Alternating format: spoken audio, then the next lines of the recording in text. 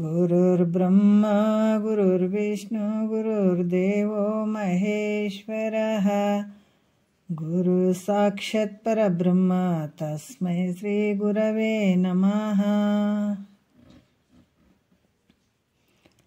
ಶ್ರೀ ಜಗದ್ಗುರು ಸಿದ್ಧಾರೂಢರ ಪಾದಕಮಲಗಳಿಗೂ, ಶ್ರೋತ್ರಿಯ ಬ್ರಹ್ಮನಿಷ್ಠ ಸದ್ಗುರು ಬಸವಾನಂದರ ಪಾದಕಮಲಗಳಿಗೂ, ಅವರ ಪ್ರತಿರೂಪದಂತಹ ನಿಜಗುಣಪ್ಪನವರ ಪಾದಕಮಲಗಳಿಗೂ ನನ್ನ ದೀರ್ಘದಂಡ ಪ್ರಣಾಮಗಳನ್ನು ಸಲ್ಲಿಸುತ್ತಾ, ಎಲ್ಲ ಮಹಾತ್ಮರ ಪಾದಕಮಲಗಳಿಗೂ ನನ್ನ ದೀರ್ಘದಂಡ ಪ್ರಣಾಮಗಳನ್ನು ಸಲ್ಲಿಸುತ್ತಾ, ಮನದಲ್ಲಿ ಸ್ಮರಿಸಿಕೊಳ್ಳುತ್ತಾ, ತಮ್ಮೆಲ್ಲರಿಗೂ ವಂದಿಸುತ್ತಾ, ಇವತ್ತಿನ ಪರಮಾನುಭವಬೋಧೆ 4ನೆಯ ಸಂಧಿ ಒಳಗಡೆ ಇವತ್ತಿನ ಆಧಾರದ ವಿಷಯ ಸೂತ್ರ 12ನೆಯ ಸೂತ್ರ ಶುರುವಾಗ್ಯದ. ಈ ಸೂತ್ರದಲ್ಲಿ ಬಹಳಷ್ಟು ವಿಚಾರಗಳನ್ನು ಹೇಳ್ತಾರೆ. ಆರೂಢನ ಒಂದು ಸ್ಥಿತಿ, ಅದನ್ನ ಲಕ್ಷಣವನ್ನು ಹೇಳ್ತಾ ಇದ್ದಾರೆ. ಆರೂಢ ಹೇಗಿರ್ತಾನ?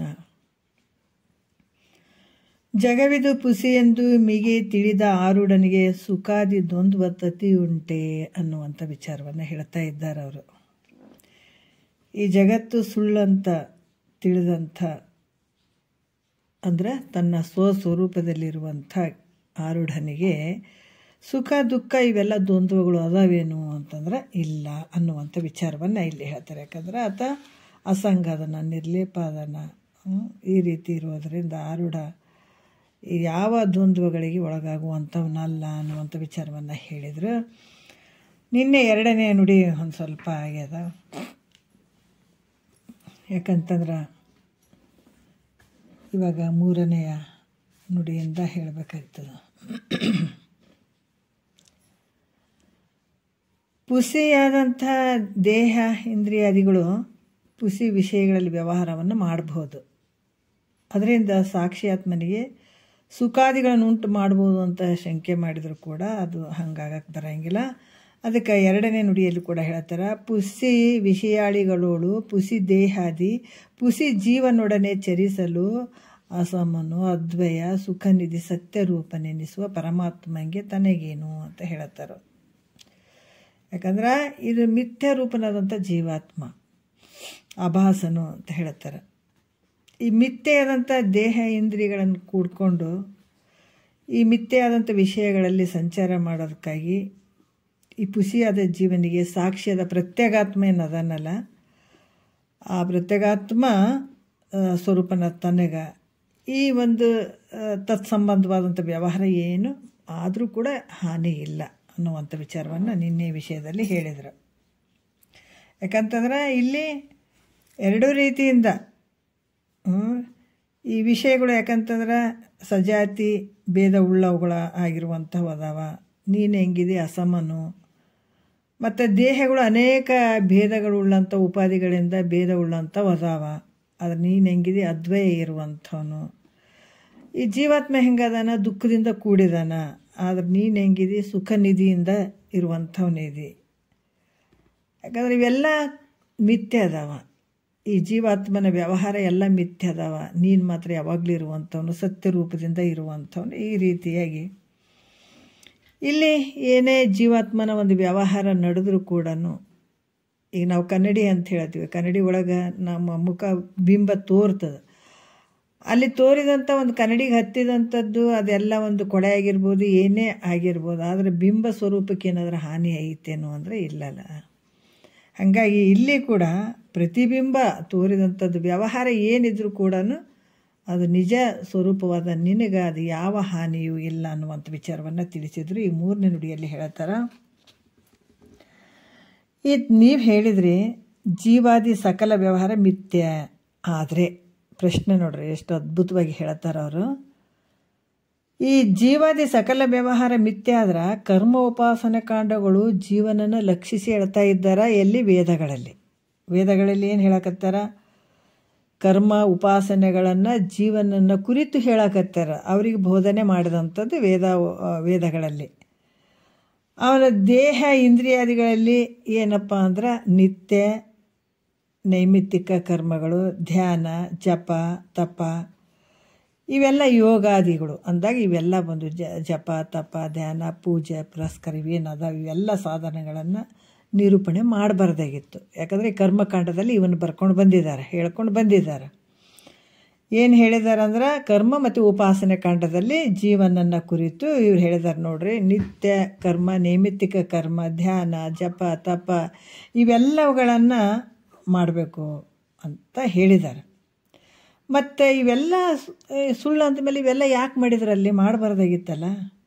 ಅದರಿಂದ ಜೀವಾತ್ಮ ಈಗ ಅಲ್ಲಿ ವೇದಗಳಲ್ಲಿ ಕರ್ಮಕಾಂಡ, ಉಪಾಸನ ಕಾಂಡ ಜೀವನನ ಕುರಿತು ಹೇಳಿದ್ದಾರೆ ಅಂದ್ರೆ ನಾವು ಜೀವಾತ್ಮ ಸತ್ಯ ಅದಾನ, ಜೀವ ಇವ ಸತ್ಯ ಅದಾನ ಅಂತ ನಾವು ಹೇಳ್ತೀವಿ.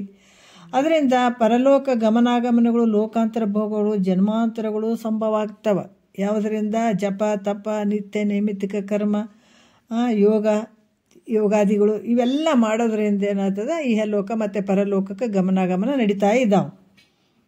ಜನ್ಮಾಂತರಗಳು ಸಂಭವ ಆಗಕತ್ತದ. ಅಂದರೆ ಜೀವನ ಮಿಥ್ಯ, ವ್ಯವಹಾರ ಮಿಥ್ಯ ಆದರೂ ಕೂಡ ಜೀವನ ಮಿಥ್ಯ ಅದನ, ಮತ್ತು ಈ ವ್ಯವಹಾರವೂ ಮಿಥ್ಯ ಆದ್ರೆ ಈ ಕರ್ಮ ಮತ್ತು ಉಪಾಸನ ಕಾಂಡಗಳು ವ್ಯರ್ಥವಾಗಬೇಕೈತಲ್ಲ, ಯಾಕೆ ಹೇಳಿದ್ರು ಅಂತ ಪ್ರಶ್ನೆ ಇದು. ಮತ್ತು ಇದು ಮಾಡುವಂಥ ವ್ಯವಹಾರ ಎಲ್ಲ ಸುಳ್ಳಾಯಿತು ಅಂತಂದಾಗ ಅದನ್ನೂ ಸುಳ್ಳು, ಮಾಡುವಂಥ ವ್ಯವಹಾರನೂ ಸುಳ್ಳು ಅಂದರೆ ಕರ್ಮ ಉಪಾಸನೆಗಳು ವೇದಗಳಲ್ಲಿ ಯಾಕೆ ಬರೆದ್ರು? ಪ್ರಶ್ನೆ ನೋಡ್ರಿ. ಭಾಳಷ್ಟು ವಿಷಯಗಳಿಗೆ ಉತ್ತರ ಸಿಗ್ತಾವೆ. ಎಲ್ಲೋ ಒಂದು ಕಡೆ ಪ್ರಶ್ನೆ ಎಲ್ಲೋ ಒಂದು ಚೂರು ಕೇಳ್ಕೊಂಡು ಇದು ಹೆಂಗ್ರಿ ಅಂತಂದ್ರೆ ಹಂಗೆ ಹೇಳೋಕ್ಕಾಗಂಗಿಲ್ಲ. ಯಾಕಂದರೆ ಕ್ರಮವಾಗಿ ಕುಂತು ಕೇಳುವಂಥ ಒಂದು ಪೇಷನ್ಸ್ ಇದ್ದಾಗ ಮಾತ್ರ, ತಾಳ್ಮೆ ಇದ್ದಾಗ ಮಾತ್ರ ಇದನ್ನು ಪಡ್ಕೊಳಕ್ಕೆ ಸಾಧ್ಯ ಆಗ್ತದೆ. ಎಲ್ಲೋ ಒಂದು ಚೂರು ಕೇಳಿಬಿಟ್ಟು ಅದಕ್ಕೆ ಉತ್ತರ ಹೇಳ್ರಿ ಅಂತಂದ್ರೆ ಅದು ತಲೆ ಬಿಡ ಏನೂ ಗೊತ್ತಾಗಂಗಿಲ್ಲ. ಅದಕ್ಕೆ ಕ್ರಮಶಾಸ್ತ್ರ ಅನ್ನುವಂಥದ್ದು. ಅದಕ್ಕೆ ಇಲ್ಲಿ ಕೂಡ ಹೇಳ್ತಾರೆ 3ನೇ ನುಡಿಯಲ್ಲಿ, ಪುಸಿ ದೇಹಾದಿಗಳಲ್ಲಿ ಪುಸಿ ನಿಯಮಗಳ ಪುಸಿ ಜೀವನಿಗೆ ಕಲ್ಪಿಸುವುದೇಕೆ ಬಿಸಜಾಕ್ಷಿ, ಕೇಳು ಆತ್ಮನು ಅಚಲನು ಅಚ್ಯುತನು ಸಾಧ್ವಸವಿಲ್ಲದ ಆನಂದ ಪೂರ್ಣನು ಅಂತ ಹೇಳ್ತಾರೆ. ಏನು ಹೇಳ್ತಾರೆ? ಸಾಧ್ವಸವಿಲ್ಲದ ಅಂದ್ರೆ ಭಯವಿಲ್ಲದ ಅಂತ ಹೇಳ್ತಾರೆ ಅವರು. ಯಾಕಂತಂದ್ರೆ ಇಲ್ಲಿ ಕೇಳ್ತಾರೆ, ಯಾಕಂದ್ರೆ ದೇಹ ಇಂದ್ರಿಯಾದಿಗಳು ಜೀವನು ಸುಳ್ಳು.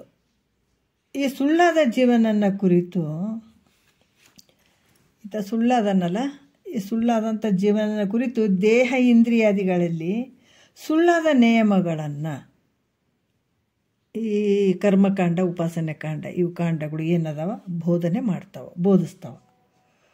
ಅವುಗಳಿಗೆ ಸ್ವಪ್ನದಂತೆ ಲೋಕಾಂತರ ಮಿಥ್ಯ ಫಲಗಳು ಪ್ರಾಪ್ತಿಯಾಗೋದು. ಯಾಕಂದ್ರೆ ಈ ಕನಸಿನಲ್ಲಿ ಏನು ನಮಗೆ ನಡೀತದೆ ವ್ಯವಹಾರ, ಅದರಂಗೆ ಈ ಲೋಕಾಂತರದ ಮಿಥ್ಯ ಫಲಗಳು ಪ್ರಾಪ್ತಿ ಆಗಬಹುದು.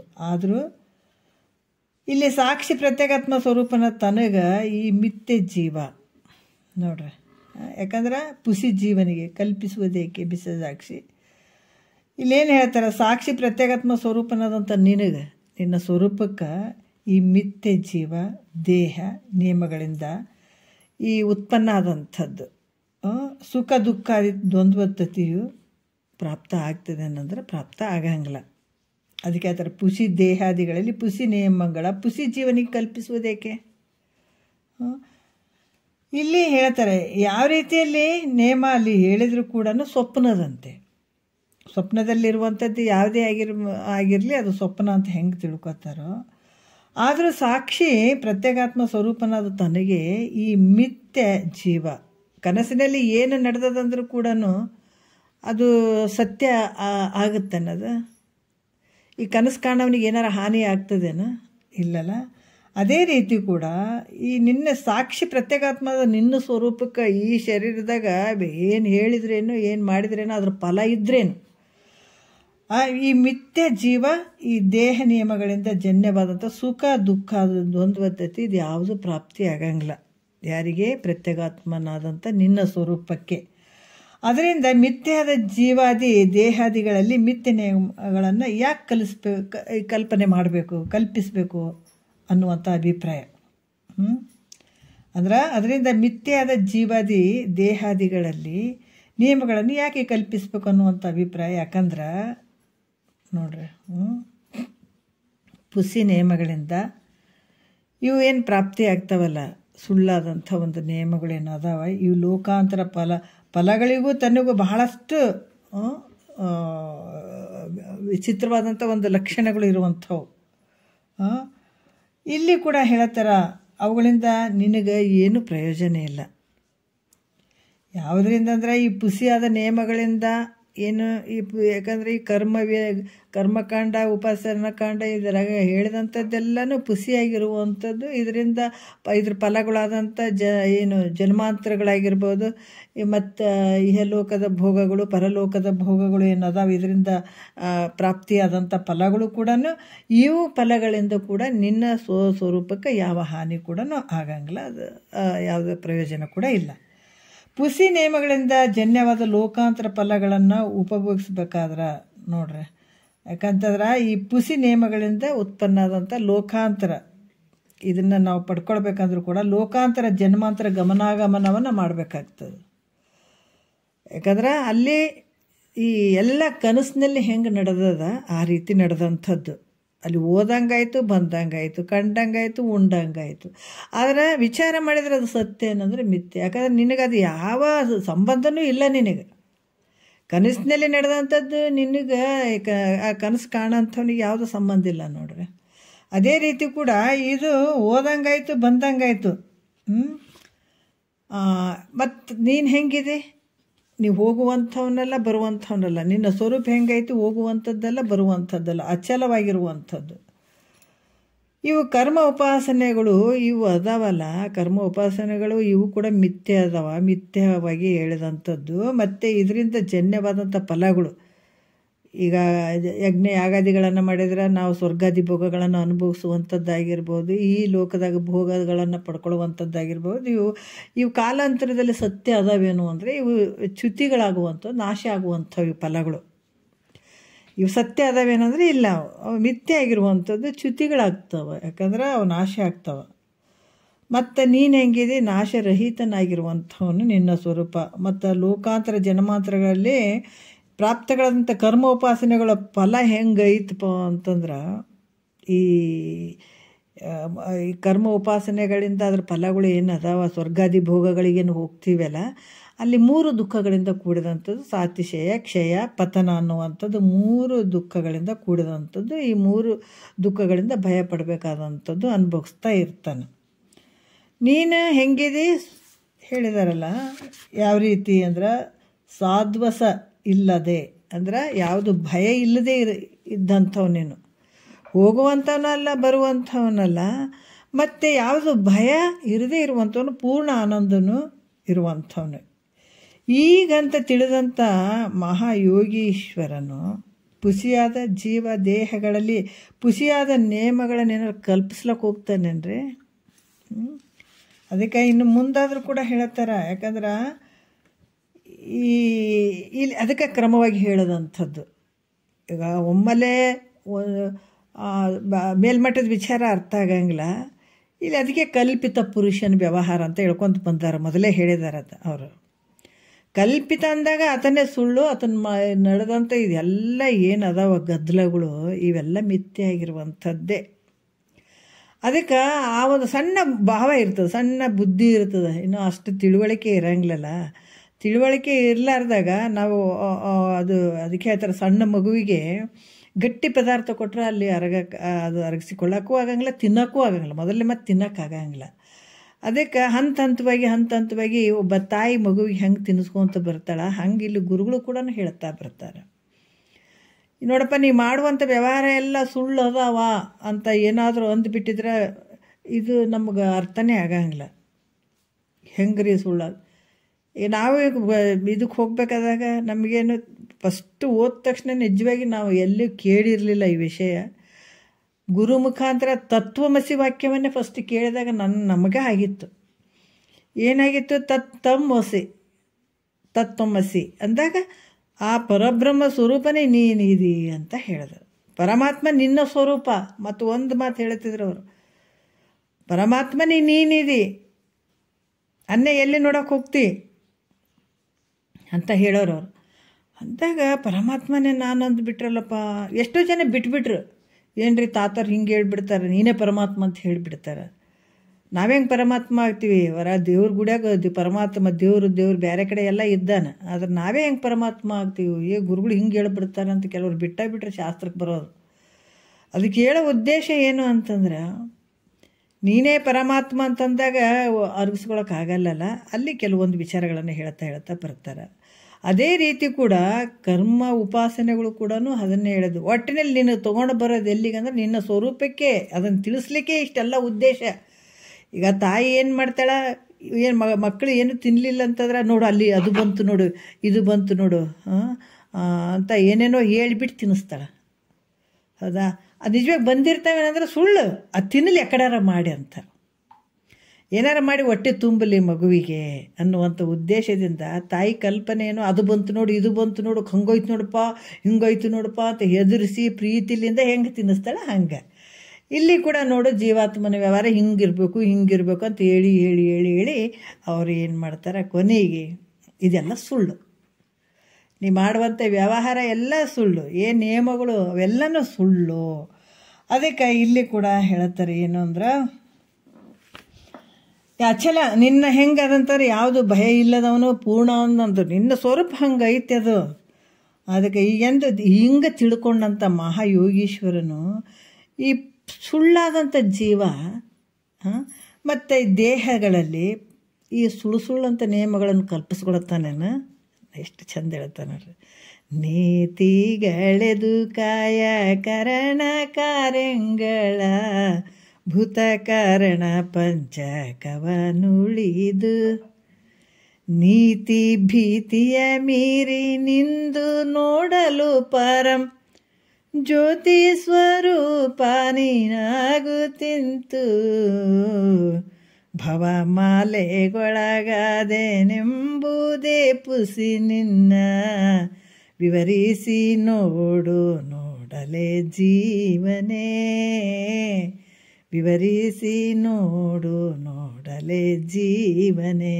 ಎಷ್ಟು ಚಂದ ಹೇಳ್ತಾರೆ ನೋಡ್ರಿ. ಹಾಗಾಗಿ ಈತ ಎಲ್ಲ ಅದನ್ನು ತಿಳ್ಕೊಂಡು ಮೇಲೆ ಅದನ್ನೆಲ್ಲವನ್ನು ತಿಳ್ಕೊಂಡು ಸುಳ್ಳು ಅಂತ ಬಿಟ್ಟಂಥ ಮಹಾ ಯೋಗೀಶ್ವರ ಮತ್ತು ಈ ಸುಳ್ಳಾದಂಥ ಜೀವ, ಆಮೇಲೆ ಇದು ಸುಳ್ಳಾದಂಥ ಈ ಶರೀರದೊಳಗಡೆ ಏನಾದರೂ ನಿಯಮಗಳನ್ನು ಮಾಡ್ತಾನೆ, ವಿಧಿಗಳನ್ನು ನಿಯಮಗಳನ್ನು ಏನಾದರೂ ಕಲ್ಪಿಸಿಟ್ಕೊಂಡು ಹಿಂಗೆ ಮಾಡಬೇಕು, ಇದು ಮಾಡಲಿಲ್ಲ ಅಂದ್ರೆ ಹಿಂಗಾಗಂಗಿಲ್ಲ ಅಂತ ಏನಾದ್ರು ಇಟ್ಕೊಂಡಿರ್ತಾನೆ ನಿಯಮಗಳು. ಅವೆಲ್ಲ ಅದಕ್ಕೆ ನೀತಿ ನಿಯಮಗಳು ಎಲ್ಲವನ್ನ ಮೀರಿರ್ತಾನೆ.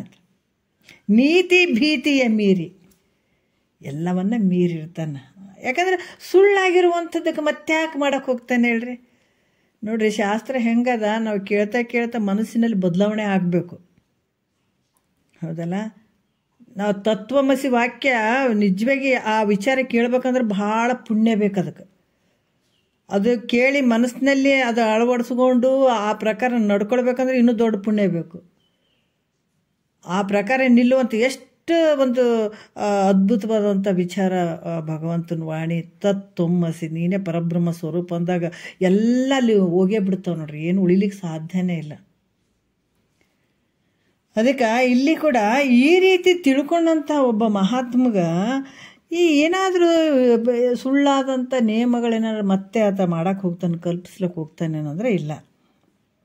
ಅದರಿಂದ ಮಿಥ್ಯೆ ಜೀವನಿಗೆ ಮಿಥ್ಯೆ ದೇಹಾದಿಗಳಲ್ಲಿ ಮಿಥ್ಯೆ ವಿಧಿ ನಿಯಮಗಳನ್ನು ಕಲ್ಪಿಸಲಿಕ್ಕೆ ಏನು ಪ್ರಯೋಜನ ಇಲ್ಲಪ್ಪ, ಎಲ್ಲ ಸುಳ್ಳು. ಅದನ್ನು ನಿನಗೆ ತಿಳ್ಸಕ್ಕೆ ನೋಡು, ಒಂದು ದಾರಿಯಲ್ಲಿ ಹೋಗ್ಲಿ ಇದಕ್ಕೆ ಭ್ರಾಂತಿ ಹಿಡ್ದದ, ಭ್ರಮೆ ಬಡ್ದದ ಅಂತ ಹೇಳ್ಬಿಟ್ಟು ಅವೆಲ್ಲ ಕರ್ಮಕಾಂಡ ಉಪಾಸನೆ ಕಂಡು ಹೇಳ್ಯಾರದು. ಮತ್ತು ನೀನು ಒಮ್ಮೆಲೆ ಜ್ಞಾನ ಕಂಡು ಹೇಳಿದ್ರೆ ನೀವು ಒಪ್ಕೊಂಡ್ಬಿಡ್ತೀಯನ್ನು. ನಮಗೆ ಆಗಿದಾವೆ. ನೀನೇ ಪರಮಾತ್ಮದಾಗ ನಾವೆಲ್ರಿ ಪರಮಾತ್ಮ. ಯಾಕಂದ್ರೆ 84 ಲಕ್ಷ ಜೀವರಾಶಿ ಆ ದೇವ್ರು ಈ ದೇವ್ರು ಅಂತ ಹೊರಗೆ ತಿರುಗಾಡ್ದವ್ರು ನಾವು. ಆ ಒಳಗೆ ಬಂದಕ್ಕೆ ನೋಡಪ್ಪ ನಿನ್ನ ಮನೆ ಇದೈತೆ ಕಿದೈತೆ ನೋಡಂತ ನಮಗೆ ತೋರಿಸಿ ಯಾವಾಗ ಗೊತ್ತಾಗಬೇಕು? ಯಾಕೆ ತಿರುಗಾಡಿ ಅದೇ ಅಭ್ಯಾಸ ಬಿದ್ದುಬಿಟ್ಟದೆ ಇದಕ್ಕೆ. ಹೊರಗೆ ನೋಡಿ ಅಭ್ಯಾಸ ಬಿದ್ದುಬಿಟ್ಟದೆ. ಒಳಗೆ ಎಲ್ಲಿ ಬರೋಕ್ಕಾಗ್ತದೆ ಹೇಳ್ರಿ? ಒಳಗೆ ಬರೋದಂದ್ರೆ ಸುಮ್ಮನೆ ಏನು ಒಂದು ಗುಂಡು ಮೇಲ್ಗಡೆಯಿಂದ ಒಂದು ಕ್ಷಣದಲ್ಲೇ ಕೆಳಗೆ ಹಾಕಿಬಿಡ್ಬೋದು. ಅದೇ ಗುಂಡು ಮ್ಯಾಲೆ ತೊಗೊಳ್ರಿ ಆಗ್ತದ? ಅದೇ ರೀತಿ ಕೂಡ 84 ಲಕ್ಷ ಜೀವರಾಶಿಯಿಂದ ಹೊರಗೆ ಹೋದಂಥ ಮನಸ್ಸು ಒಳಗೆ ಬಂದರೆ ಹೆಂಗೆ ಬರ್ತದೆ? ಅದು ಬರೋಕ್ಕೆ ಸಾಧ್ಯ ಇಲ್ಲಲ್ಲ. ಅದಕ್ಕೆ ಅವಾಗೇನು ಸ್ವಲ್ಪ ಒಳಗೆ ಎಳಿಲಿಕ್ಕೆ ನೋಡ್ತಾರೆ. ನೋಡಿ, ಇದು ಹಿಂಗಾದ ಹಿಂಗೆ ಮಾಡಬೇಕು. ಅದಕ್ಕೆ ಇಲ್ಲಿ ಹಲವಾರು ರೀತಿಯಿಂದ ಭಯಾನಕವಾಗಿರುವಂಥದ್ದು, ರೋಚಕವಾಗಿರುವಂಥದ್ದು ಇಲ್ಲಿ ಈ ವಿಚಾರಗಳನ್ನು ಹೇಳ್ತಾ ಬರ್ತಾರೆ ಅವರು. ಇದು ಹಿಂಗೆ ಮಾಡಿ ನೋಡು, ಹಿಂಗೈತಿ, ಇದು ಹಿಂಗೆ, ಈ ಒಂದು ನಿಯಮಗಳು ಹಿಂಗದ ಹಿಂಗಂತ ಮಾಡಿ ಮಾಡಿ ಮಾಡಿ ಅಲ್ಲಿ ಮನಸ್ಸನ್ನು ಒಂದು ಶುದ್ಧಿಗಿತ್ತೊಂದು ಅಂತಃಕರಣ ಶುದ್ಧ ಮಾಡಿ ನಿನಗೆ ಈ ವಿಚಾರಗಳನ್ನು ಹೇಳತ್ತಾರೆ. ಒಮ್ಮೆಲೆ ಹೇಳಿದ್ರೆ ಇದು ಅರಗಿಸ್ಕೊಳಕ್ಕೆ ಆಗ್ತಿತ್ತನೋ, ಆಗಂಗಿಲ್ಲಲ್ಲ. ಅದಕ್ಕೆ ಅಲ್ಲಿ ಕರ್ಮ ಉಪಾಸನೆಗಳನ್ನು ಹೇಳಿ ಅದನ್ನೆಲ್ಲ ತಿಳ್ಕೊಂಡು ಬಂದಂಥ ಈ ಮಹಾತ್ಮ ಏನಂತಂದ್ರೆ, ಈ ಜೀವ ಇವೇನು ವ್ಯವಹಾರ ಮಾಡಕತ್ತನಲ್ಲಿ ದೊಡ್ಡ ಭ್ರಾಂತಿ ಅದಲ್ಲ, ಈ ಭ್ರಾಂತಿ ಓಡಿ ಹೋಗ್ಯದ ಈಗ ಆತಗೆ. ಈ ಜೀವ ನಾನು ಜೀವ ಅದೀನಿ, ನಾ ಸಣ್ಣವದೀನಿ, ನಾ ಸಾಯ್ತೀನಿ, ನಾ ಹುಟ್ತೀನಿ ಅಂತ ಏನು ಬಡಬಡಿಸ್ಕೊಂತ ಕುಂತಿತ್ತಲ್ಲ, ಈ ದೆವ್ವ ಬಿಟ್ಟು ಹೋಗ್ಯದತ್ತಗೆ. ಬಿಟ್ಟು ಅದಕ್ಕಾಗಿ ಈ ಮಿಥ್ಯ ಜೀವನಿಗೆ ಈ ಮಿಥ್ಯೆ ದೇಹಾದಿಗಳಲ್ಲಿ ಇದು ಕೂಡ ಸುಳ್ಳಾಗಿರುವಂಥದ್ದು ದೇಹ. ನೋಡ್ರಿ, ತಿಳಿದಂಥ ಮಹಾತ್ಮಿಗೆ ಶರೀರ ಕೂಡ ಭಾಳಷ್ಟು ಕಷ್ಟ ಯಾಕಂತಂದ್ರೆ ಎಲ್ಲ ಭಾವನೆ ಬಿಟ್ಟಿರ್ತಾನೆ. ಶರೀರದ ಮೇಲೆ ಭಾವ ಅಂತೂ ಇರೋದೇ ಇಲ್ಲ. ಯಾಕಂದ್ರೆ ಯಾವಾಗ ತಿಳಿದಾನ ಅವಾಗ ಶರೀರವನ್ನು ಬಿಟ್ಟಿರ್ತಾನತ್ತ. ಅದಕ್ಕೆ ಈ ಮಿಥ್ಯೆ ದೇಹಾದಿಗಳಲ್ಲಿ ಮಿಥ್ಯೆ ವಿಧಿ ನಿಯಮಗಳು ಮತ್ತೇನಾದರೂ ಅಲ್ಲಿ ಕಲ್ಪಿಸ್ತಾನೇನು, ಕಲ್ಪಿಸಿದ್ರೆ ಪ್ರಯೋಜನ ಐತ್ರೆ ಏನೂ ಇಲ್ಲ, ಎಲ್ಲವನ್ನ ದಾಟಿರ್ತಾನತ್ತ. ಸುಳ್ಳಂತ ತಿಳ್ಕೊಂಡಿರ್ತಾನೆ, ಪುಸಿ ಅಂತ ದೃಢ ಆಗಿರ್ತದೆ ಆತನ ಬಲ್ಲಿ. ಪೂರ್ಣಾನಂದ ಸ್ವರೂಪನಾದ ಯೋಗೀಶ್ವರನು ವೇದೋಕ್ತ ವಿಧಿ ನಿಯಮಗಳನ್ನು ತನ್ನ ದೇಹ ಇಂದ್ರಿಯಾದಿಗಳಲ್ಲಿ ಅಂಗೀಕರಿಸಿದ ಹೋದರೆ, ಈಗ ಪೂರ್ಣ ಸ್ವರೂಪದಲ್ಲಿರುವಂಥ ಯೋಗೀಶ್ವರ ಅದನ್ನು ಈ ವೇದದಲ್ಲಿ ಹೇಳಿದಂಥ ವಿಧಿ ನಿಯಮಗಳನ್ನು ತನ್ನ ದೇಹ ಇಂದ್ರಿಯಾದಿಗಳಲ್ಲಿ ಅಥವಾ ಮಾಡದೆ ಹೋದ್ರೆ, ತನ್ನ ದೇಹ ಮತ್ತು ಇಂದ್ರಿಯಗಳು ಅಲ್ಲಿ ಮಾಡದೆ ಹೋದ್ರೆ, ಆದರೆ ಯಾವ್ದು ಮಾಡ್ತಕ್ಕದ್ದು, ಯಾವ್ದು ಬಿಡಬೇಕಪ್ಪ, ಯಾವ್ದು ಮಾಡಬೇಕಪ್ಪ ಅನ್ನುವಂಥ ಕಟ್ಟಳೆಗಳೇ ಇಲ್ದಂಗೆ ಆಗಿಬಿಡ್ತದಗೆ. ಯಾಕಂದರೆ ಇದು ಈ ವೇದಗಳಲ್ಲಿ ಹೇಳಿದಂಥ ಕೆಲವು ನಿಯಮಗಳನ್ನು ಇಟ್ಕೊಂಡು ಹೋದಾಗ ಒಂದು ಲೆಕ್ಕಕ್ಕೆ ಹೋಗ್ತಾನೆ. ಮತ್ತು ಇದೇ ಅಥವಾ ಈ ವಿಧಿ ನಿಯಮಗಳನ್ನು ಅಂಗೀಕಾರ ಮಾಡಲಿಲ್ಲ ಅಂತಂದ್ರೆ ಯಾವ್ದು ಮಾಡಬೇಕು, ಯಾವ್ದು ಬಿಡಬೇಕು ಅನ್ನುವಂಥ ಕಟ್ಟಳೆಗಳೇ ಇಲ್ದಂಗೆ ಆಗಿಬಿಡ್ತದಗೆ. ಹಿಂಗೆ ಇರಬೇಕು, ಹಂಗೆ ಇರ್ಬೇಕಂತ ಯಾವ ನಿಯಮಗಳು ಕಟ್ಟಳೆಗಳು ಇರ್ಲಾರ್ದಂಗೆ ಆಗಿಬಿಡ್ತದಗೆ. ಯಾಕಂದ್ರೆ ಫ್ರೀ ಆಗಿಬಿಟ್ಟತ. ಮತ್ತು ಹಿಂಗೆ ಆಗಿಬಿಟ್ರಂತಂದ್ರೆ ಮತ್ತು ಇದಕ್ಕೆ ಇಂಥದ್ದು ಮಾಡಿ ಇಂಥ ವಿಧಿ ನಿಯಮಗಳು ಮಾಡಿದರೆ ಒಳ್ಳೆಯದಪ್ಪ, ಇದು ಮಾಡದೇ ಇದ್ದರೆ ಕೆಟ್ಟದ್ದು, ಇದು ಪಾಪ ಐತೆ, ಇದು ಪುಣ್ಯ ಐತೆ ಅಂತ ಅದು ಗೊತ್ತಾಗ್ಲಾರ್ದು ಏನೇನೋ ಮಾಡ್ಕೊತ ತಿರುಗಾಡ್ಬೋದು. ಯಾಕಂದರೆ ನಿಯಮಗಳು ಏನಿಲ್ಲಲ್ಲ ಅತ್ತಗ. ಅದಕ್ಕೆ ಅವನಿಗೆ ಪಾಪ ಪುಣ್ಯಗಳು ಸಂಭವ ಆಗ್ಬೋದಲ್ಲ ಗುರುಗಳೇ. ನೋಡ್ರಿ, ಅದಕ್ಕೆ ಪಾಪ ಸಂಭವ ಆಗ್ಬೋದಲ್ಲ, ಪಾಪ ಪುಣ್ಯಗಳು. ಅದರಿಂದ ಅವನಿಗೆ ಸ್ವರ್ಗ ನರಕಗಳು ಉಂಟಾಗ್ತಾವ ಅಂತ ಶಂಕೆ ಮಾಡಿದರೆ. ಯಾಕಂದ್ರೆ ಆತ ನಿಯಮಗಳು ಯಾವ ಇಲ್ಲರಿ ಅದಕ್ಕಂತ ಹೇಳಕತ್ತೀರಿ ಬೇರೆ, ಮತ್ತು ಇದು ಮಾಡಬೇಕು ಇದು ಬಿಡ್ಬೇಕು ಅಂತ ಏನೂ ಗೊತ್ತಿಲ್ಲ, ಏನೇನೋ ಮಾಡಕತ್ತಿ ಬಿಡ್ತಾನತ್ತ. ಆವಾಗ ಪಾಪ ಪುಣ್ಯಗಳು ಆಗ್ತಾವೆ. ಪಾಪ ಪುಣ್ಯಗಳಿಂದ ಸ್ವರ್ಗ ನರಕಗಳು ಆಗ್ಬೋದಲ್ಲ ಅಂತ ಶಂಕೆ ಮಾಡಿದರೆ ಅದಕ್ಕೆ ಉತ್ತರ ಹೇಳ್ತಾರೆ 4ನೇ ನುಡಿಯಲ್ಲಿ. ಏನು ಹೇಳ್ತಾರ ಅಂತಂದ್ರೆ, ವರ ವಿವೇಕದೆ ತನಗನ್ಯವೆನಿಸಿ ತೋರ್ಪ ಶರೀರಾದಿ ಕಡಿದು ಬಿಸುಟಿ ಬಿಟ್ಟ ಕರಚರಣದ ತೆರೆನದರ ಶುಭ ಅಶುಭ ಆ ಚರಣೆಯಿಂದೇನಾನು ಫಲಮುಂಟೆ ಅಂತ ಹೇಳ್ತಾರೆ. ನೋಡ್ರಿ, ಭಾಳ ಅದ್ಭುತವಾದಂಥ ವಿಚಾರವನ್ನೇ ಹೇಳ್ತಾರೆ. ಈಗ ಆತ ತಿಳ್ಕೊಂಡಿದ್ದಾನೆ. ಈಗ ಇಂಥದ್ರಾಗ ನಮಗೆ ಭಾಳಷ್ಟು ಕೆಲವೊಂದು ಸಂಶಯಗಳು ಇರ್ತಾವೆ. ಅದಕ್ಕೆ ಇಲ್ಲಿ ಹೇಳ್ತಾರ, ಏನು ಹೇಳ್ತಾರ ಅಂತಂದ್ರೆ, ವರ ವಿವೇಕದೆ ಅಂದ್ರೆ ವರ ಅಂದ್ರೆ ಶ್ರೇಷ್ಠವಾದಂಥ ವಿವೇಕ ಅಂತ ಹೇಳ್ತಾರೆ ಅವರು. ಸಾಮಾನ್ಯ ವಿವೇಕ ಅಲ್ಲ. ಒಂದೊಂದು ವಿಚಾರಗಳು ಭಾಳ ಅದ್ಭುತ ಅದಾವೆ ಇದರಲ್ಲಿ. ವರ ವಿವೇಕದೆ, ವರ ಅಂತ ಕೊಟ್ಟರು ವಿಶೇಷಣ, ಅಲ್ಲಿ ವರ ಅಂತ ಕೊಟ್ಟರು. ನೋಡ್ರಿ, ಯಾಕೆ ಕೊಟ್ರು ಅಂತಂದ್ರೆ ಅದು ಶ್ರೇಷ್ಠವಾದಂಥ ಉತ್ತಮವಾದಂಥ ಅನಾತ್ಮ ವಿವೇಕ ಮಾಡುವಂಥದ್ದು. ಅಲ್ಲಿ ಮಾಡಿ ಅನ್ಯವೆನಿಸಿ ತನಗೆ ಬೇರಾಗಿ ತೋರುವ ಈ ದೇಹ ಇಂದ್ರಿಯಾದಿಗಳು ಇವೇನದಾವ ತನಗೆ ಈ ವರ ವಿವೇಕವನ್ನು ಮಾಡಿರ್ತಾನೆ, ಶ್ರೇಷ್ಠವಾದಂಥ ವಿವೇಕವನ್ನು ಮಾಡಿರ್ತಾನೆ. ಈ ಯಾವುದೊಂದು ಶರೀರದ ಒಂದು ಕರಚರಣಗಳು ಅಂದರೆ ಈ ಕೈ ಆಗಿರ್ಬೋದು, ಕಾಲಾಗಿರ್ಬೋದು, ಏನೇ ಆಗಿರ್ಬೋದು, ಒಂದು ಖಡ್ಗದಿಂದ ಕಟ್ಟಾಗ್ಯದಂತ ತಿಳ್ಕೊಂಡು ಕತ್ತರಿಸಿ ಬಿದ್ದದದು. ಕೈ ಆಗಿರ್ಬೋದು ಅಥವಾ ಕಾಲಾಗಿರ್ಬೋದು, ಕಟ್ ಮಾಡಿ ಅಲ್ಲಿ ಬಿದ್ದದು. ಆ ಕೈ ಕಾಲುಗಳಿಂದ ಏನಾದರೂ ಕೈ ಆಗಲಿ ಕಾಲಾಗಲಿ ಅದರಿಂದ ಯಾವುದಾದ್ರೂ ಒಂದು ಪುಣ್ಯ ಆಗಲಿ ಅಥವಾ ಪಾಪ ಆಗಲಿ ಸಂಭವ ಆಯಿತು ಅಂದರೆ ಆ ಫಲವು ಅದಕ್ಕೇನಾದ್ರು ಸಂಬಂಧ ಐತೆ ಅನ್ನೋದ್ರದ್ದು. ಈಗ ತನ್ನ ಶರೀರದಿಂದ ಒಂದು ಕೈ ಹೋಗಿಬಿಟ್ಟದ, ಆ ಕಡೆ ಬಿದ್ದುಬಿಟ್ಟದು, ಕಡ್ದಕ್ಕೆ ಆ ಕಡೆ ಬಿದ್ದುಬಿಟ್ಟದು. ಅದ್ರದ್ದು ಏನಾದರೂ ಅದರಿಂದ ಏನಾದರೂ ಪಾಪ ಆಗಲಿ ಪುಣ್ಯ ಆಗಲಿ ನಡೀತು ಅಂತಂದ್ರೆ ಅದು ಏನಾದರೂ ತನಗೆ ಸಂಬಂಧ ಐತೇನು ಅಂತಂದ್ರೆ ಇಲ್ಲ. ಅದು ಯಾವ ಸಂಬಂಧ ಇಲ್ಲ. ಕಡ್ದು ಕೈ ನಮ್ಮಿಂದ ಆ ಕಡೆ ಬಾಜು ಬಿದ್ದುಬಿಟ್ಟದ ಅದು. ಅದ್ರದ್ದು ಮತ್ತೆ ಅದ್ರದ್ದು ಯಾವುದು ಸಂಬಂಧ ಇಲ್ಲ ನೋಡ್ರಿ ನಮಗೆ. ಅದೇ ರೀತಿ ಕೂಡ ಮಹಾಪುರುಷನು ಆತ್ಮ ಅನಾತ್ಮ ವಿವೇಕ ರೂಪ ಖಡ್ಗದಿಂದ ನೋಡ್ರಿ, ಆತ್ಮ ಯಾವುದು ಅನಾತ್ಮ ಯಾವುದು ಅನ್ನುವಂಥ ಒಂದು ವಿಚಾರ, ವರ ವಿಚಾರ ಅಂತ ಹೇಳ್ತಾರೆ, ಅವರ ವಿವೇಕ ಅಂತ ಹೇಳ್ತಾರೆ. ಈ ವಿವೇಕದಿಂದ ಏನಂದ್ರೆ, ಈ ವಿವೇಕ ಅನ್ನುವಂಥ ಖಡ್ಗದಿಂದ ಈ ಶರೀರ ಮತ್ತು ಇಂದ್ರಿಯಗಳು ಇವು ನಾನಲ್ಲ ಅಂತ ತಿಳ್ಕೊಂಡಿರ್ತಾನೆ. ಇದು ನಾನು ಅಲ್ಲದಾಗನೇ ಈ ಶರೀರ ಮಿಥ್ಯೆ ಐತ್ರಿ ಅಂತ ಕಡ್ದು ಒಕ್ಕಟ್ಬೇಕಂತೇನಿಲ್ಲ. ಇದು ನಾನಲ್ಲ ಅಂದಾಗ ಅದನ್ನು ಒಡೆದು ಹಾಕ್ಬೇಕನ್ನುವಂಥದ್ದಲ್ಲ. ಆದರೆ ನಿನ್ನ ಮನಸ್ಸಿನಲ್ಲಿ ಇವು ನಾನಲ್ಲ ಅಂತ ಬಿಟ್ಕೊಡುವಂಥದ್ದು.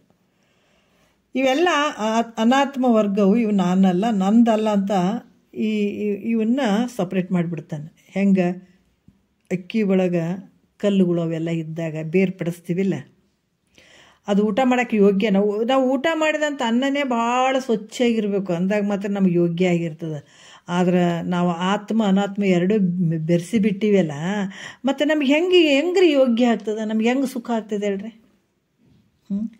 ಊಟ ಮಾಡುವಂಥದ್ರಲ್ಲೇ ನಮ್ಗೆ ಕಲ್ಲು ಇರಬಾರ್ದು, ಕಸ ಇರಬಾರ್ದು, ಏನು ಇರಬಾರ್ದು, ತೆಗೆದು ಒಗೆದು ಸ್ವಚ್ಛ ಮಾಡಿ ಹೊಟ್ಟೆ ತುಂಬ ಊಟ ಮಾಡಿದ್ಮೇಲೆ ಯಪ್ಪ ಚೆನ್ನಾಗಿತ್ತಪ್ಪ ಊಟ ಅಂತೀವಿ, ಹೌದಾ? ಈಗ ನಮ್ದು ಎಷ್ಟು ದಾರಿ ತಪ್ಪ್ಯದಂತಂದ್ರೆ ಆತ್ಮನಲ್ಲಿ ಅನಾತ್ಮ ಭಾವ ಮಾಡಿವಿ, ಎರಡೂ ತಾಧ್ಯಾತ್ಮ ಹೊಂದಿದವ, ಆತ್ಮ ಅನಾತ್ಮ ಎರಡೂ ಬೆರ್ತು ಬಿಟ್ಟದ. ಅದರಿಂದ ನಮಗೆ ಸುಖ ಆಗಲಿ ಅಂದ್ರೆ ಹೆಂಗೆ ಸುಖ ಆಗ್ತದೆ? ಯಾವ ಜನ್ಮಕ್ಕೂ ಸುಖ ಆಗಂಗಿಲ್ಲ ಅದರಿಂದ. ಇದರಿಂದ ಎರಡೂ ಬೆರ್ತಾವಲ್ಲ, ಆತ್ಮ ಅನಾತ್ಮ ಏನು ಬೆರ್ತಾವಲ್ಲ, ಇವು ಯಾವ ಜನ್ಮಕ್ಕೂ ಸುಖ ಆಗಂಗಿಲ್ಲ. ಇವನ್ನ ಮಹಾಯೋಗೀಶ್ವರ ಏನು ಮಾಡಿರ್ತಾನೆ, ಗುರು ಮುಖಾಂತರ ತಿಳ್ಕೊಂಡು ಇವನ್ನೆಲ್ಲ ಬೇರೆ ಬೇರೆ ಬೇರೆ ಮಾಡಿರ್ತಾನೆ. ಇವು ನನ್ನದಲ್ಲ, ಶರೀರ ನನ್ನದಲ್ಲ, ಇದು ನಾನು ಅಲ್ಲ ಅನ್ನುವಂಥದ್ದನ್ನು ಇವನು ಬೇರ್ಪಡಿಸಿ ಇಟ್ಟಿರ್ತಾನೆ, ಅಂದರೆ ಬೇರೆ ಬೇರೆ ಮಾಡಿ ಇಟ್ಟಿರ್ತಾನೆ. ಅದರಿಂದ ದೇಹ ಇಂದ್ರಿಯಾದಿಗಳ ಪಾಪ ಪುಣ್ಯಗಳು ಕೂಡ ಆತಗ ಸ್ವರ್ಗ ಪಾಪ ಪುಣ್ಯಗಳಿಂದ ಆತ ಏನು ಮಾಡ್ತಾನೆ, ಅದರಿಂದ ಪಾಪ ಪುಣ್ಯಗಳಾಗಿರ್ಬೋದು, ಅದರಿಂದ ಸ್ವರ್ಗ ನರಕಾದಿಗಳು ಇವು ಯಾವ ಫಲವೂ ಆತಗಿಲ್ಲ.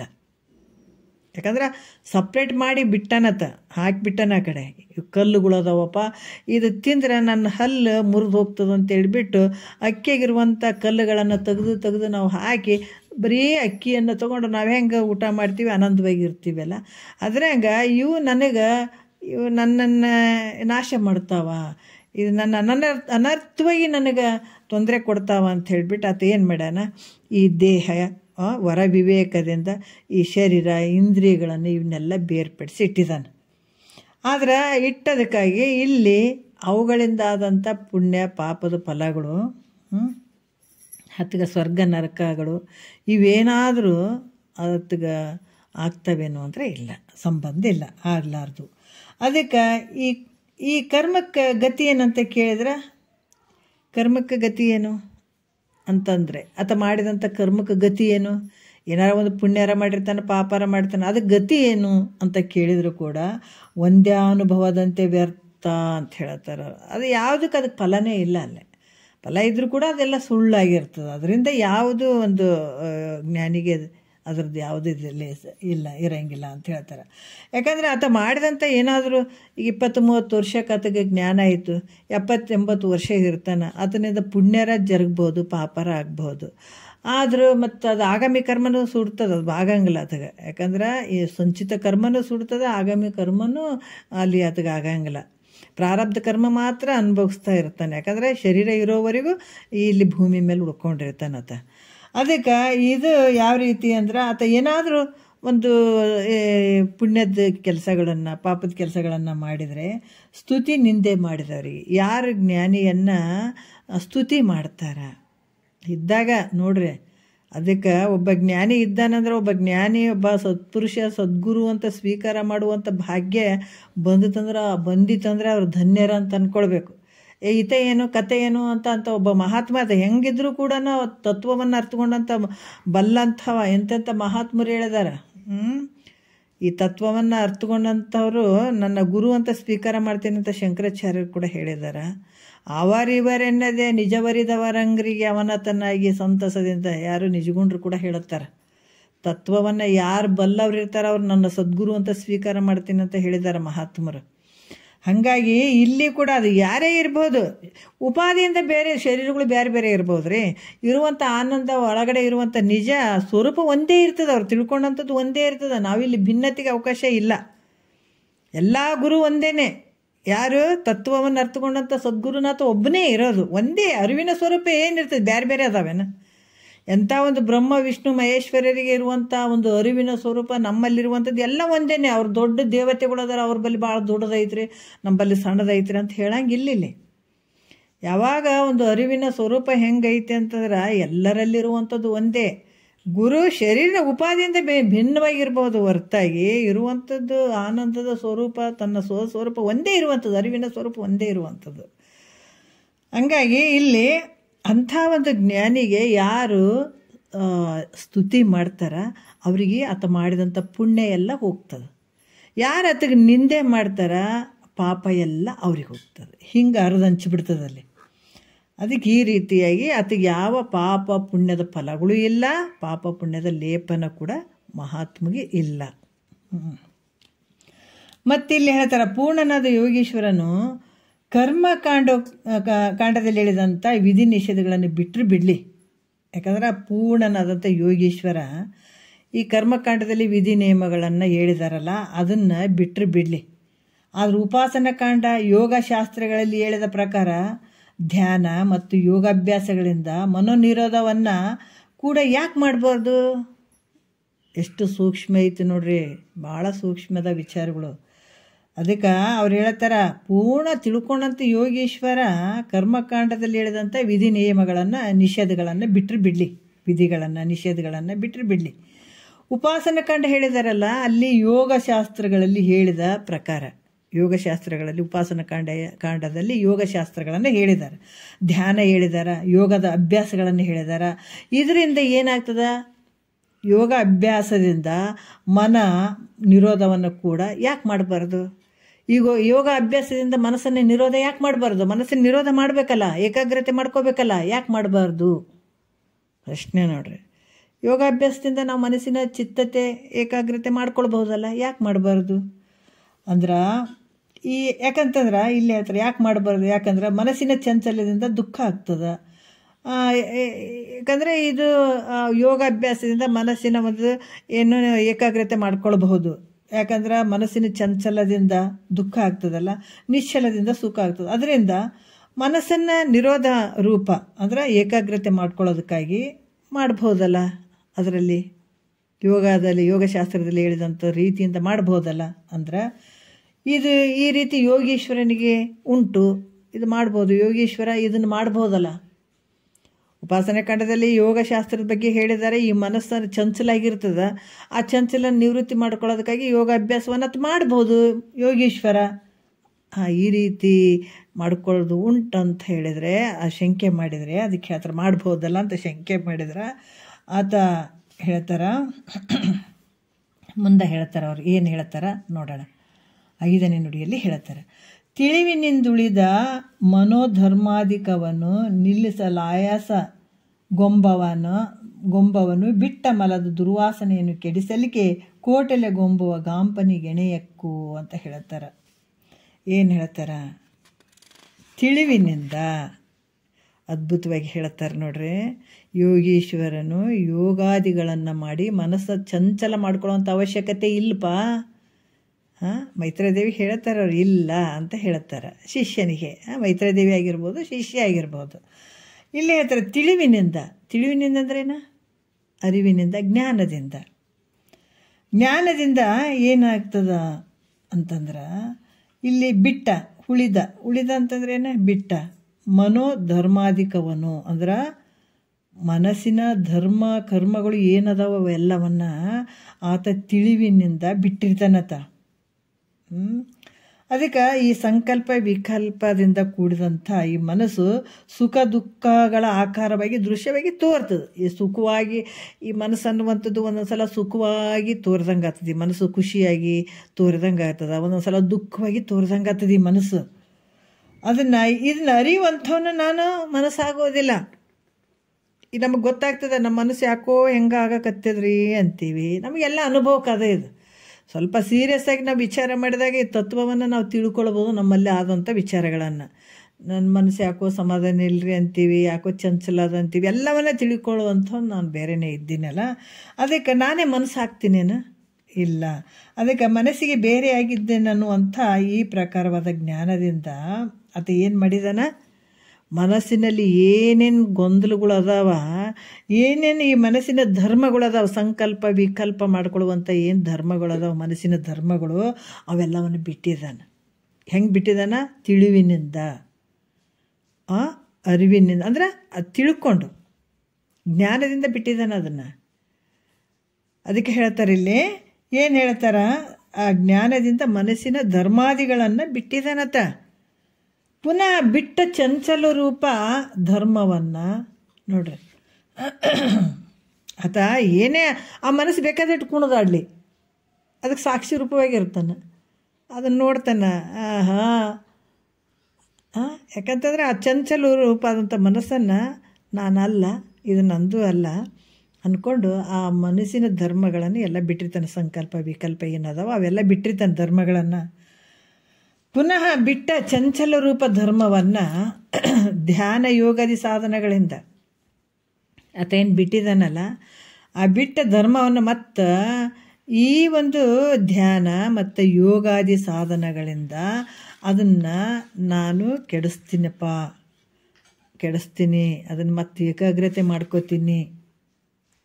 ಅಂದ್ರೆ ಆ ಕ್ರಿಯೆ ಮೂಲಕ ಅದನ್ನು ತ್ಯಾಗ ಮಾಡ್ತೀನಿ ಅಂತಂದರೆ ಅದು ಹೆಂಗಾಗ್ತದಂದ್ರೆ ಹೇಳ್ತಾರವರು, ಇದನ್ನು ಈ ಮನಸ್ಸನ್ನು ಮತ್ತೆ ಕೆಡಿಸ್ತೀನಿ. ಯಾಕೆ ಆಲ್ರೆಡಿ ಬಿಟ್ಟಿದ್ದೇನತ, ಬಿಟ್ಟು ಮತ್ತು ಕ್ರಿಯೆ ಮೂಲಕ ನಾನು ಅದನ್ನು ಏನು ಮಾಡ್ತೀನಿ,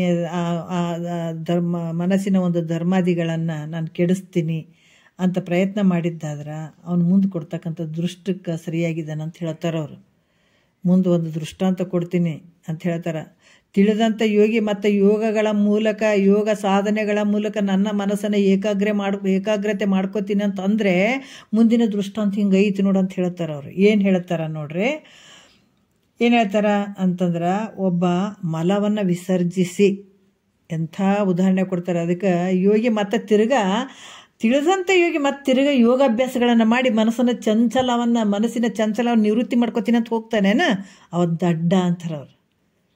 ಹಂಗೆ ಹೋಗೋಕ್ಕಾಗ್ತದ? ಅರಿವಿನಿಂದ ಬಿಟ್ಬಿಟ್ಟಿದ್ದಾನತ ಸಂಪೂರ್ಣ, ಮತ್ತು ತಿರ್ಗಾ ಹೋಗ್ತಾನೇನತ. ಅದಕ್ಕೆ ಇಲ್ಲಿ ಹೇಳ್ತಾರೆ ನೋಡ್ರಿ, ಒಬ್ಬನು ಮಲವನ್ನು ವಿಸರ್ಜಿಸಿ ಅದರ ಕೆಟ್ಟ ದುರ್ಗಂಧವನ್ನು ನಿವಾರಣೆ ಮಾಡೋದಕ್ಕಾಗಿ ಏನೇನೋ ಉಪಾಯಗಳನ್ನು ಮಾಡ್ತಾ ಹೋದರೂ ಕೂಡ, ಒಬ್ಬತ ಮಲವನ್ನು ವಿಸರ್ಜಿಸಿ ಆ ಕೆಟ್ಟ ದುರ್ಗಂಧವನ್ನು ನಿವಾರಣೆ ಮಾಡೋದಕ್ಕಾಗಿ ಏನೇನೋ ಉಪಾಯಗಳನ್ನು ಮಾಡ್ತಾ ಹೋದರೂ ಕೂಡ ಅದರ ದುರ್ವಾಸನೆ ಹೋಗಿ ಸದ್ವಾಸನೆ ಬರ್ತದೇನ?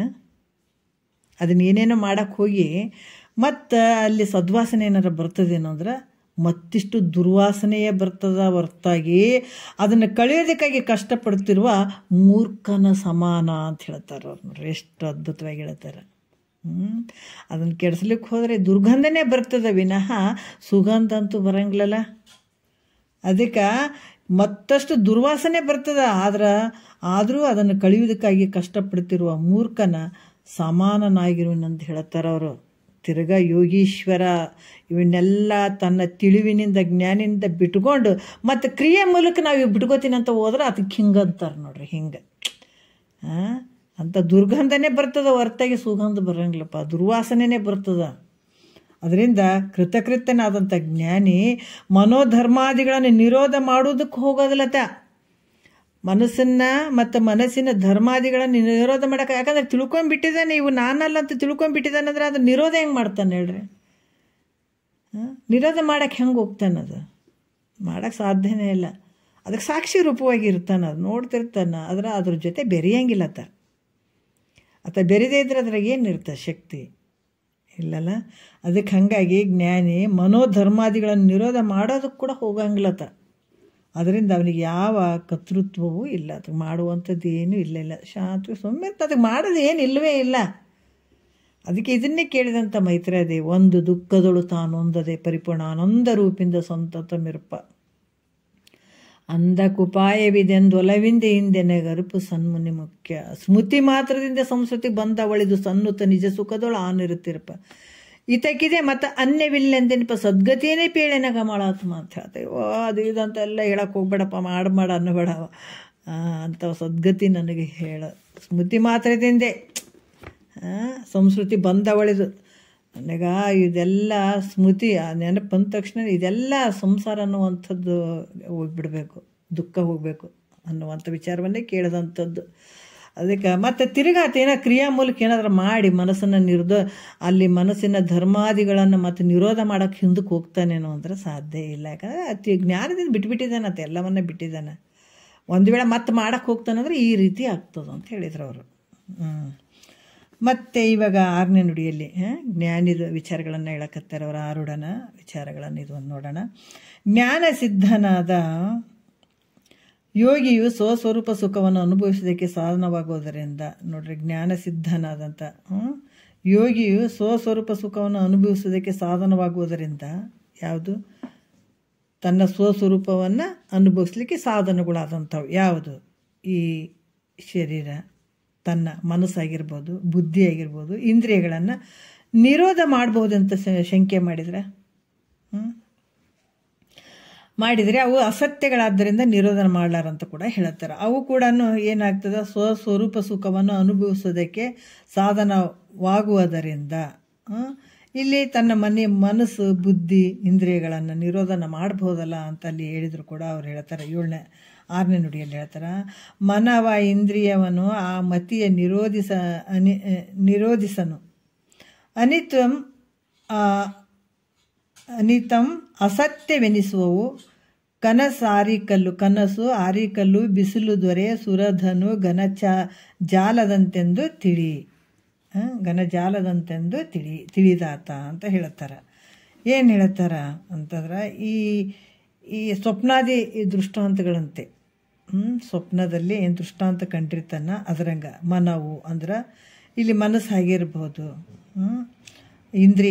ಇಂದ್ರಿಯಗಳನ್ನು, ಬುದ್ಧಿಯನ್ನು ನಿರೋಧ ಮಾಡಂಗ್ಲತ್ತ. ಇವುಗಳನ್ನು ನಿರೋಧ ಮಾಡ್ತಾನೆ ಅನ್ನೋದ್ರೆ ಇಲ್ಲ, ಯಾಕಂದರೆ ಇವು ನಾನಲ್ಲಂತ ಬಿಟ್ಟಿದ್ದಾನೆ, ಇವು ನನಗೆ ಸಂಬಂಧವೂ ಇಲ್ಲಂತ ಬಿಟ್ಟಿದ್ದಾನಂತ. ಈ ಸ್ವಪ್ನಾದಿ ದೃಷ್ಟಾಂತಗಳಂತ ಈ ಮನಸ್ಸು, ಬುದ್ಧಿ, ಇಂದ್ರಿಯಗಳು ಸಕಲ ಪ್ರಪಂಚವು ಹೆಂಗೆ ತಿಳಿದಾನತ್ತ? ಅಸತ್ಯ ಅಂತ ತಿಳ್ಕೊಂಡಿದ್ದಾನೆ. ಈ ಶರೀರದಲ್ಲಿ ತೋರುವಂಥ ಏನು ಆತ್ಮಂತರ ಈ ಬುದ್ಧಿ ಇರ್ಬೋದು, ಮನಸ್ಸಾಗಿರ್ಬೋದು, ಇವೆಲ್ಲ ಏನಾಗಿದಾವ? ಅಸತ್ಯದಿಂದ ಕೂಡಿದಾವ ಅಂತ ತಿಳ್ಕೊಂಡಿದ್ದಾನೆ.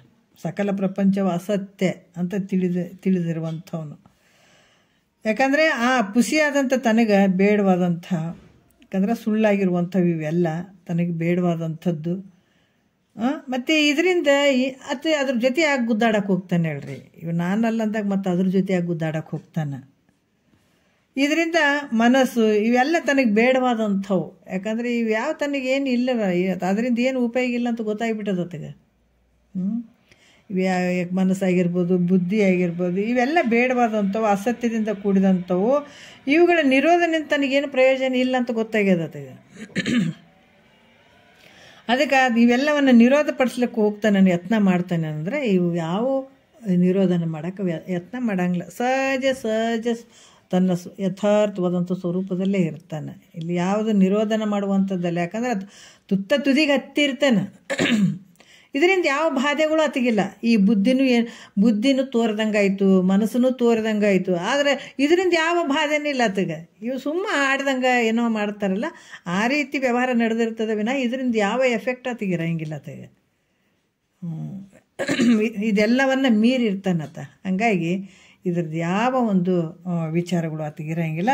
ಮತ್ತು ಇವನ್ನ ನಿರೋಧನ ಮಾಡಬೇಕು, ಹಂಗೆ ಮಾಡಬೇಕು ಅಂತನ್ನುವಂಥ ಭಾವ ಕೂಡ ಆ ಯೋಗೀಶ್ವರನಿಗೆ ಇರಂಗಿಲ್ಲ ಅನ್ನುವಂಥ ವಿಚಾರವನ್ನು ಹೇಳ್ತಾರೆ. ಮತ್ತು ನಾವು 7ನೇ ನುಡಿ ನೋಡೋಣ. ಭಾಳ ಅದ್ಭುತವಾದಂಥ ವಿಚಾರಗಳನ್ನು ಅವ್ರು ಹೇಳ್ತಾ ಇದ್ದಾರೆ.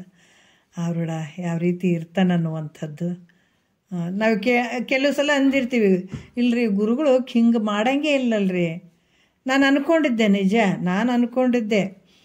ಬಸವಾನಂದರು ನಾನು ಹೇಳಿದ್ದೀನಿ, ಈ ಮಾತು ಹೇಳಿದ್ದೀನಿ, ಒಂದು ಸಲ ಹೇಳಿದ್ದೀನಿ.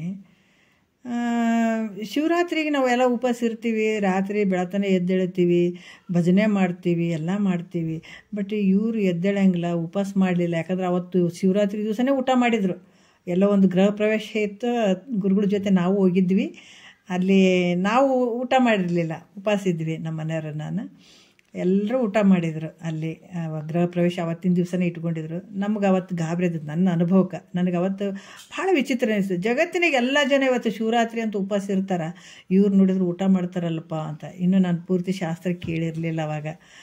ಆಮೇಲೆ ಗುರುಗಳಾದರೂ ಕೂಡ ನಮ್ಮನ್ನು ಕರೆದುಬಿಟ್ಟು ತಮ್ಮ ಹತ್ರನೇ ಕೂಡಿಸ್ಕೊಂಡು ಇವ್ರಿಗೆ ಹಣ್ಣು ಅದು ಕೊಡ್ರಿ ಅಂತ ಅಂದರು. ಯಾಕಂದ್ರೆ ನಾವು ಉಪವಾಸ ಇದ್ವಲ್ಲ, ಹಣ್ಣು ಅದು ಕೊಟ್ಟರು ನಮಗೆ. ರಾತ್ರಿ ಬೆಳತನಾರ ಪೂಜೆ ಭಜನೆ ಗಿಜನೆ ಮಾಡ್ತಾರೇನಂತ ಅಂದ್ಕೊಂಡೆ ನಾನು. ಆದರೆ ಭಜನೆನೂ ಇಲ್ಲ, ಏನೂ ಇಲ್ಲ. ಮುಂಜಾನೆ ಯಾವಾಗಾದರೂ ಒಂದೊಂದು ಸಲ ಗುರುಗಳನ್ನ ನಾನು ಅಬ್ಸರ್ವ್ ಮಾಡ್ತಾ ಇದ್ದೆ. ಆದರೆ ಅವರು ಬೆಳಗ್ಗೆ ಇಂಥ ಟೈಮು ಅಂಥ ಟೈಮ್ ಅಂತಲ್ಲ, ಅವರು ಸ್ನಾನ ಇಂಥ ಟೈಮ್ ಅಂತಲ್ಲ. ಆಮೇಲೆ ಯುವತಿ ಹಣೆಗೆ ಹಚ್ಕೋಬೇಕು ಅಂತ ನಿಯಮಗಳು ಅಂಥವು ಏನೂ ಇರಲಿಲ್ಲ. ನಾನಂದೆ ಗುರುಗಳು ಅಂದಗಳೇ ಮತ್ತು ಯುವತಿ ಅದು ಪೂಜೆಗೆ ಇಟ್ಕೋಬೇಕಲ್ಲ, ಯುವತಿ ಕುಂಕುಮ ಮತ್ತು ಇದು ಊದಿನ ಕಡ್ಡಿ ಅದೆಲ್ಲ ಇಟ್ಕೊಂಡು ಪೂಜೆ ಮಾಡ್ಕೋತಾರಲ್ಲ, ಇವ್ರು ಏನು ಮಾಡ್ಕೊಳ್ಳಲ್ಲ, ಏನಿರ್ಬೋದು ಇವ್ರು ಹಿಂಗೆ ಅದಾರಲ್ಲ, ಏನೂ ಇಲ್ಲ, ಯಾವ್ದು ಹಿಂಗೆ ಮಾಡ್ಬೇಕು ಅನ್ನೋದಿಲ್ಲ, ಬಿಡ್ಬೇಕು ಅನ್ನೋದಿಲ್ಲ, ಏನು ಇದು ನನಗಂತೂ ಒಂದು ವಿಚಿತ್ರ, ಏನು ಗೊತ್ತಾಗ್ತಾ ಇಲ್ಲ ಅಂತ ಭಾಳಷ್ಟು ನನ್ನ ಮನಸ್ಸಿಗೆ ಅನ್ನಿಸ್ತಿತ್ತು. ಬಟ್ ಯಾವಾಗ ನಾನು ಪೂರ್ಣವಾಗಿ ಪರಮಾನುಭವದ ಈ ಕ್ರಮವಾಗಿ ಕೇಳ್ತಾ ಬಂದಾಗ ಅಬ್ಬಾ ಅಂತ ಅನಿಸಿದ್ದುಂಟು ನನಗೆ. ಆ ರೀತಿ ಆರೂಢ ಹಿಂಗಿರ್ತಾನತಿ, ಎಲ್ಲವನ್ನ ಮೀರಿರ್ತಾನಲ್ಲ. ಇವತ್ತು ಸೋಮವಾರ ಅನ್ನಂಗಿಲ್ಲ, ಮಂಗಳವಾರ ಅನ್ನಂಗಿಲ್ಲ, ಇವತ್ತು ಹಬ್ಬ ಅನ್ನಂಗಿಲ್ಲ, ಹರಿದಿನ ಅನ್ನಂಗಿಲ್ಲ, ದಿನ ಹಬ್ಬ ಮಾಡ್ತಿರ್ತಾನೆ. ಅತಿಗೋ ಮುಂಜಾನೇನು ರಾತ್ರಿನೂ ಹಗಲಿನೂ ಎಲ್ಲ ಒಂದೇ ಸಮ ಆಗಿರ್ತದೆ.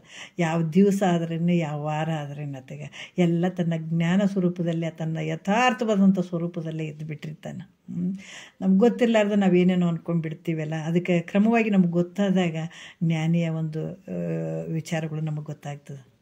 ಭಾಳ ಚಂದ ನಿಜಗೊಂಡ್ರಿ, ಎಷ್ಟು ಚಂದ ಎಳಿಯಾಗಿ ಬಿಚ್ತಾರೆ. ಮತ್ತು ಅವ್ರು ಏನು ಹೇಳ್ತಾರೆ ನಾಳೆ ನೋಡೋಣ. ಒಂದೆರಡು ಮತ್ತು ಗುರುಗಳ ಪಾದಕ್ಕೆ ಅರ್ಪಿಸಿ ಹರ ಓಂ.